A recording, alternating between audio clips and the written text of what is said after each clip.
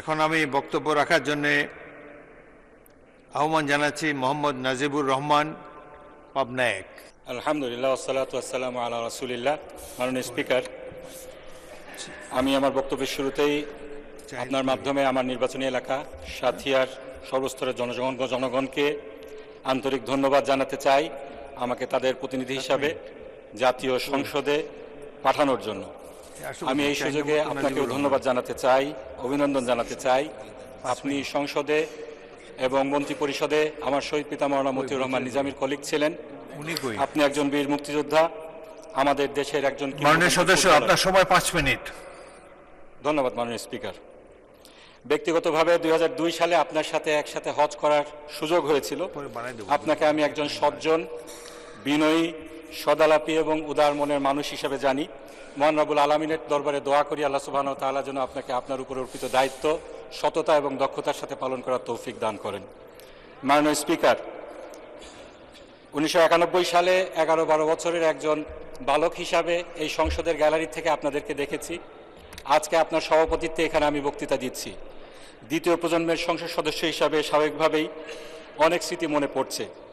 আজকের মাননীয় প্রধানমন্ত্রী যেখানে বসে আছেন সেখানে ওনার মা দেশনেত্রী বেগম খালেদা জিয়া বসতেন। এই সংসদে আমার শহীদ পিতা মাওলানা মতিউর রহমান নিজামী, শহীদ সালাউদ্দিন কাদের চৌধুরী, আল্লামা দেলোয়ার হোসেন সাইদি, মরহুম আবদুল্লাহ আল নোমান, সাদেক হোসেন খোকা সহ অনেকেই ছিলেন। ইউটিউব বা ফেসবুক রিলে এখনও অনেক ভিডিও আসে যেখানে আমরা দেখি আমার শহীদ পিতা মাওলানা মতিউর রহমান নিজামী তার স্বভাবসুলভ যুক্তিপূর্ণ বক্তৃতা রাখছেন এবং দেশনেত্রী বেগম খালেদা জিয়া সেটা টেবিল চাপটিয়ে অ্যাপ্রিসিয়েট করছেন। আজকে তারা আমাদের মাঝে নেই, কিন্তু তাদের সন্তান হিসাবে আমরা জনগণের ভোটে নির্বাচিত হয়ে এই সংসদে এসেছি।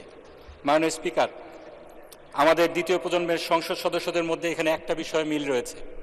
আমরা সকলেই ফ্যাসিবাদের নির্যাতনের একটি কঠিন অধ্যায় পার করে এখানে এসেছি।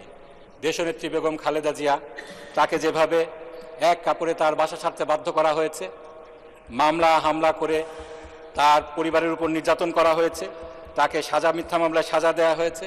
একইভাবে আমার শহীদ পিতা মাওলানা মতিউর রহমান নিজামী, দেলোয়ার হোসেন সাইদি, শহীদ সালাউদ্দিন কাদের চৌধুরী সহ অনেককেই শতাব্দীর জঘন্যতম মিথ্যাচারের মাধ্যমে বিচারিক হত্যাকাণ্ডের শিকার হতে হয়েছে।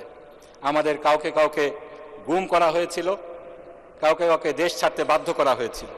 তা আমি বিশ্বাস করি মাননীয় স্পিকার, আমরা শুধু আমাদের পূর্বপুরুষের লিগেসি এখানে বহন করছি না, বরং আমরা সকল নির্যাতিত পরিবারের প্রতিনিধিত্ব এখানে করছি। আমরা এমন একটি সময় দেখেছি মাননীয় স্পিকার, যখন অবিচারকে বিচার, অনিয়মকে নিয়ম হিসাবে প্রতিষ্ঠিত করা হয়েছিল। আদালতের কাঁধে বন্দুক রেখে সংবিধান সংশোধন করে ফ্যাসিবাদকে সাংবিধানিকভাবে প্রতিষ্ঠিত করা হয়েছিল। মাননীয় স্পিকার, ফ্যাসিবাদকে প্রাতিষ্ঠানিক রূপ দেয়া হয়েছিল। সেই ফ্যাসিবাদকে অপসারণ করার জন্য, গণতন্ত্রকে পুনরুদ্ধার করার জন্য একটি বিপ্লব অনিবার্য হয়ে পড়েছিল এবং সেই বিপ্লব আমরা দেখেছি 24শে জুলাই এদেশের ছাত্র জনতা দল মত নির্বিশেষে বুকের তাজা রক্ত ঢেলে এদেশ থেকে ফ্যাসিবাদকে উৎখাত করেছে। মাননীয় স্পিকার, আমরা সকলে এই জুলাই সনদ বাস্তবায়নের কথা বলছি, যে সনদের ব্যাপারে আমরা সকল দল একমত হয়ে স্বাক্ষর করেছি, যে সংস্কারের বিষয়ে প্রায় 70% জনগণ হা ভোট দিয়েছে। কিন্তু আজকে সেই সনদ কিভাবে বাস্তবায়িত হবে সেটা নিয়ে ধোঁয়াশা তৈরি হয়েছে। বাস্তবায়ন সংক্রান্ত রাষ্ট্রপতির আদেশ নিয়ে আজকেও এই সংসদে কথা হয়েছে। মাননীয় সংসদ সদস্য স্বরাষ্ট্রমন্ত্রী সালাউদ্দিন সাহেব বললেন এই আদেশটি না আইন না অধ্যাদেশ। এটি অধ্যাদেশ না মাননীয় স্পিকার। সংবিধানের 93 অনুচ্ছেদ অনুযায়ী কোনটা অধ্যাদেশ এটা নির্ধারিত হয়েছে, কিন্তু এটা আইন মাননীয় স্পিকার। এবং আইনের যে সংজ্ঞাটা এটা আমাদেরকে সংবিধান থেকেই নিতে হবে, বাইরের থেকে না নিলে চলবে না। এই আইন কি এই ব্যাপারে সংবিধানে সুস্পষ্টভাবে 152 নম্বর অনুচ্ছেদে বলা হয়েছে, সেটা আমি একটু পড়ছি। আইন অর্থ কোনো আইন, অধ্যাদেশ, আদেশ। সুতরাং সকল আদেশ, সেই আদেশগুলা যেগুলো রাষ্ট্রপতি দিয়ে থাকেন সেগুলা আইন এই সংবিধান অনুযায়ী। আমাদের এই বাংলাদেশে এই আদেশ কিন্তু প্রথম আদেশ নয় মাননীয় স্পিকার, এই আদেশ কিন্তু আগেও হয়েছে। আমাদের দেশে 1972 সালে, 71 এবং 72 সালে 155টির বেশি আদেশ হয়েছিল, যেগুলো এখনো আইন হিসাবে বলবৎ রয়েছে। আমরা যে এখানে নির্বাচিত হয়েছি মাননীয় স্পিকার, সেই নির্বাচনটা হয়েছে আরপিওর আন্ডারে। সেই আরপিওটা কি? Representation of peoples order 1972। এটি একটি রাষ্ট্রপতির আদেশ। সুতরাং এটা বলার কোনো সুযোগ নেই যে রাষ্ট্রপতির আদেশ এটা আইন নয়।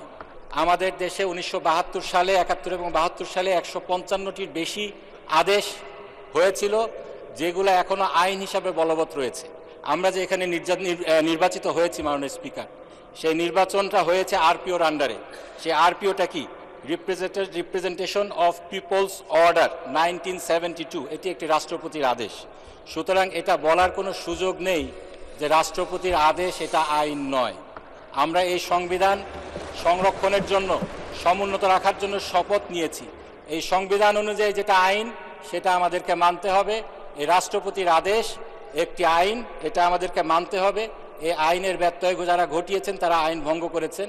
আজকে আইন অনুযায়ী 30 দিনের মধ্যে এই সংস্কার পরিষদ ডাকার কথা ছিল। এই আদেশের 10। ধন্যবাদ মাননীয় সদস্য। আচ্ছা, 1 মিনিট বলেন। জি, মাননীয় স্পিকার, এখানে অনেক কথাই বলা হয়েছে। আজকে বলা হয়েছে আমরা এই জুলাইয়ের সনদকে সম্মান করি, গণরায়কে সম্মান করি, কিন্তু আবার বলা হয়েছে আমাদের সময় নেই এটা বাস্তবায়ন করার জন্য। আসলে আমরা যদি সম্মান করি তাহলে সময় কেন থাকবে না? আমাদেরকে সময় বের করতে হবে, জুলাইয়ের সনদ আমাদেরকে বাস্তবায়ন করতে হবে। এই সংসদে আমরা সংবিধান সংশোধন করে আমরা এটা বাস্তবায়ন করতে পারবো না। আমাদের সুপ্রতিষ্ঠিত যেই জুরিসপ্রুডেন্স রয়েছে, সেই 8ম সংশোধনীর আনোয়ার হোসেনের মামলায় যেটা বলা হয়েছে, সংসদ চাইলেই সংবিধানের মৌলিক কাঠামোকে পরিবর্তন করতে পারেন না। 8ম সংশোধনীর স্পেসিফিক যেই বিষয়টি ছিল সেটি ছিল এই বিচার বিভাগকে বিকেন্দ্রীকরণ। সেই বিষয়টি কিন্তু আমাদের সেই অধ্যাদেশের মধ্যেও এসেছে। আমরা গণভোট সেই বিষয় দিয়েছি, জুলাই সনদের মধ্যেও রয়েছে। সেখানে আমরা যদি আবার একই বিষয়কে সংসদে সংশোধন করি, সেই আনোয়ার চৌধুরীর 8ম সংশোধনীর মামলা রায় কোথায় যাবে? আমরা আরও বলেছিলাম যে 5ম সংশোধনীতে যেটা বলা হয়েছে রাষ্ট্রের মৌলিক নীতিমালাগুলোকে পরিবর্তন করা।